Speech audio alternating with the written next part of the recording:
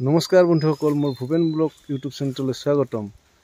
আজি আমি আপোনালোকক দেখাম আমাৰ খৰাগাঁও সংৰক্ষিত বনাঞ্চলৰ কছাৰীপাৰা এলেকাৰ কিছুমান থলুৱা গছ আৰু থলুৱা গছৰ নাম, থলুৱা ভাষাতে কিছুমান থলুৱা গছৰ নাম আপোনালোকক গাই শুনাম। আমি যি জানো সেইখিনি আপোনালোকক ক'ম। তেন্তে আহক বন্ধুসকল, ভিডিঅ'টো আৰম্ভ কৰোঁ।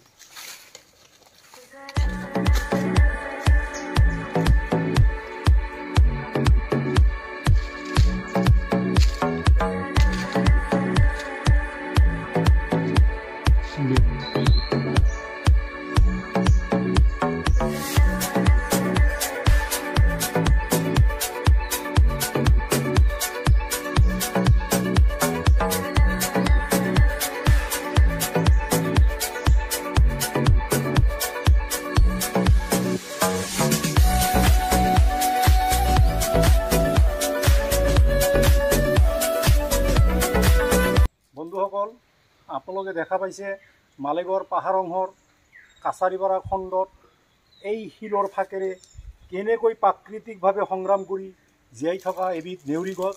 এই গছবিধক আপোনালোকে সংৰক্ষণ কৰক, আমাৰ লগত সংৰক্ষণত অংশগ্ৰহণ কৰক। আহক আমি আৰু এই পাহাৰৰ থলুৱা গছ সম্পৰ্কে চিনাকি হৈ লওঁ। আহক, এই দুইজোপা আপোনালোকে দেখিছে ৰাঙি কৰাই বা থলুৱা ভাষাত চিৰিজ গছ বুলি কোৱা হয়। এই দুয়োজোপা গছ ত'ত আপোনালোকে এনেকুৱা গছ আৰু দেখা পাব, কিন্তু সম্ভৱতঃ এই পাহাৰৰ এই দুডালে আমাৰ আটাইতকৈ শক্তিশালী ৰাঙি কৰাই বা চিৰিজ গছ। আহক আমি গছ দুবিধক সংৰক্ষণ কৰোঁ। ভালকৈ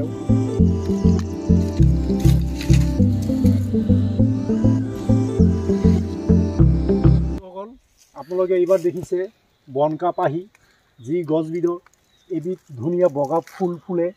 আমাৰ এই পাহাৰখনত আমি দেখিছোঁ আঘোণ পুহ মাহত ধুনীয়া বগা ফুল ফুলি সুসজ্জিত হৈ থাকে। এই গছবিধক আহক আমি সংৰক্ষণ কৰোঁ।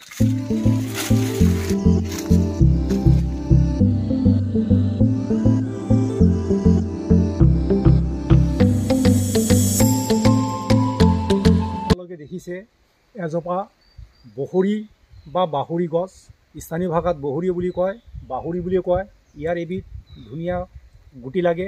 সেই গুটিবিধ সুগুৰি পহু লগতে আমি মানুহেও খাই খুব আনন্দ পাওঁ। আমি সংৰক্ষণ কৰোঁ। এইজোপা এবিধ ডম্বৰু গছ। ইয়াৰ পাত গৰু ছাগলী মহে খাই খুব ভাল পায়। এই গছৰ পাত খোৱাৰ পিছত গৰু ছাগলীৰ মহৰ গাখীৰ উৎপাদনত বৃদ্ধি হয়। আহক আমি এই গছবিধক সংৰক্ষণ। ইয়াৰ এবিধ জীয়া গছ। ই কিছু পৰিমাণে বনৌষধিৰো কামো কৰে। আমাৰ জুন জুলাই মাহত মানুহৰ যিটো পানী ঘাঁ হয়, ইয়াৰ গুটি থেতেলি সেই পানী ঘাট লগাই দিলে অলপতে ঘাটো ভাল হয়। আহক গছবিধক আমি সংৰক্ষণ কৰোঁ। এইজোপা গছৰ নাম কাল কৰাই। এইজোপা গছ ৰঙা কৰাইতকৈ অলপ ক'লা। আহক আমি গছবিধক সংৰক্ষণ কৰোঁ। এইবিধ গছৰ নাম সৰু বাম্বোলা। ইয়াতকৈ আন এটা ডাঙৰ বাম্বোলা আছে, যিবিধ গছক আমি এই পাহাৰত বিচাৰি পোৱা নাই। আমি এই সৰু বাম্বোলা গছবিধক আমি পাইছোঁ। এই গছবিধত এবিধ ফল লাগে। সেই ফলটো চৰাই চিৰিকটিয়ে খুব আমেজেৰে খায়। আৰু ইয়াৰ ফলটোত এবিধ আঠাজাতীয় পদাৰ্থ থাকে, যিটোক আমি সৰু থাকোঁতে কিতাপৰ পেজ জৰাৰ লগত আমি ব্যৱহাৰ কৰিছোঁ। আহক আমি গছবিধক সংৰক্ষণ কৰোঁ।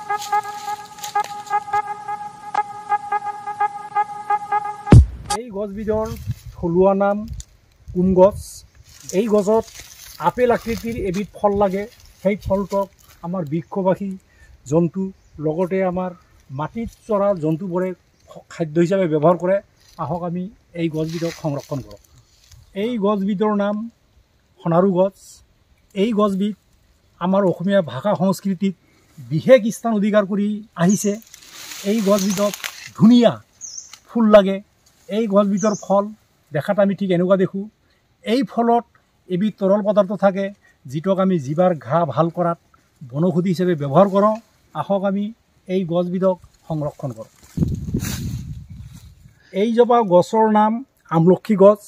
এইজোপা গছ আমাৰ অসমীয়া ভাষা সংস্কৃতিত বিশেষ স্থান অধিকাৰ কৰি ৰাখিছে। এইজোপা গছৰ ঠিক এনেকুৱা আকৃতিৰ ফল লাগে। এই ফলবিধ বনৌষধ হিচাপে আমি ব্যৱহাৰ কৰোঁ। আমাৰ সকলোৰে প্ৰিয় খাদ্য। আমি দেখা পাইছোঁ কেইজনমান সৰু ল'ৰাই এই গছৰ ফল খাই আছে, আমাকো ফল খাবলৈ দিছে। আৰু এজন সৰু ল'ৰাক আমি দেখিছোঁ গছৰ ওপৰত ফলক বিচাৰি ফুৰিছে। আমি সকলোৱে আহক আমি এই গছবিধক সংৰক্ষণ কৰোঁ। আহক এই সৰু ল'ৰাবোৰে এই গছবিধক এই সৰু ল'ৰাবোৰে গছবিধৰ ইমান গুণ জানি গছবিধক সংৰক্ষণ কৰিব, লগতে গছবিধৰ প্ৰতি এটা ভক্তিভাৱ ইহঁতৰ জন্মিছে, ফলত ইহঁতে গছবিধক সেৱা কৰি আছে। আহক ৰাইজ আমি সকলোৱে আহক আমি গছবিধক সংৰক্ষণ কৰোঁ। আমি আমাৰ এই বহুমূলীয়া বনৌষধি গছজোপাক সংৰক্ষণ কৰোঁ। আহক। এই জোপা গছৰ নাম অক্সি গছ। এই জোপা গছ আমাৰ অসমৰ থলুৱা গছ। এই জোপা গছৰ শিপাক মানুহে বনৌষধ হিচাপে ব্যৱহাৰ কৰে। বিভিন্ন ৰোগত বিভিন্ন বেমাৰত ইয়াৰ শিপা এবিধ ঔষধ হিচাপে ব্যৱহাৰ কৰা হয়। আহক আমি আমাৰ এই থলুৱা গছজোপাক সংৰক্ষণ কৰোঁ। আহক। এই জোপা গছৰ নাম কাঞ্চন গছ। আমাৰ স্থানীয় ভাষাত গছবিধক তেল টুকুৰা গছ বুলি কোৱা হয়। এই গছত এবিধ গোলাপী বৰ্ণৰ ফুল লাগে, দেখাত ধুনীয়া। গছবিধৰ পাত আমি দেখাত পখিলা আকৃতিৰ দেখা পাওঁ। গছবিধত চিম আকৃতিৰ ফল লাগে। এই ফল এই পাত লগতে ইয়াৰ ফুল সোণালী বান্দৰৰ প্ৰিয় খাদ্য।